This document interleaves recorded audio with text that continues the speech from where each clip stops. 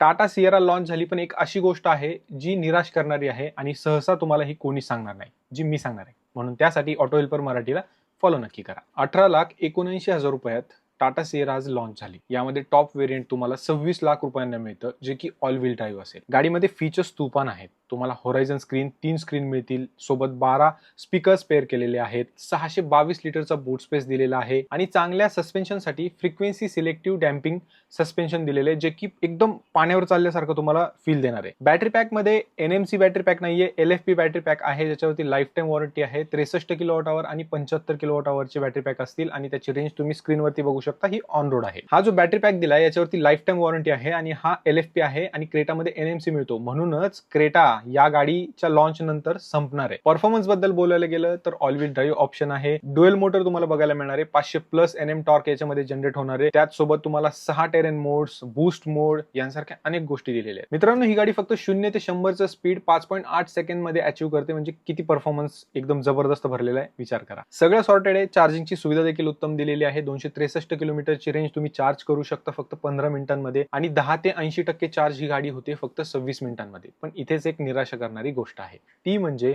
120 किलोवॉटच्या चार्जरवरती ही सगळी चार्जिंगची सेटअप त्यांनी जे काही नंबर सांगितलेले ते दिलेले आहेत. पण आपल्या भारतामध्ये बोटावर मोजणे इतके 120 किलोवॉटचे चार्जर आहेत. सगळे चार्जर जे आहेत ते 30 किलोवॉटचे तुम्हाला सर्रास बघायला मिळतील आणि दिसताना तिथे 60 किलोवॉटचे दिसतात, पण ते दोन गण असतात ज्या 30-30 मध्ये डिवाइड झालेले असतात. म्हणजे एक लक्षात घ्या की 30 किलोवॉटच तुम्हाला चार्जिंगसाठी मिळणार आहे. त्याच्यासाठी टायमिंग तो रिव्हील केलेला नाही. आता ही गोष्ट तर मी तुम्हाला सांगितली, पण तुम्ही मला एक गोष्ट सांगा, ती म्हणजे टाटा नॅनो आणि टाटा सियरा मध्ये ईव्ही मध्ये काय साम्य आहे? माहिती का? कॉमेंट मध्ये नक्की सांगा आणि नसेल माहिती तर कॉमेंट करा टाटा नॅनो, मी तुम्हाला सांगेल.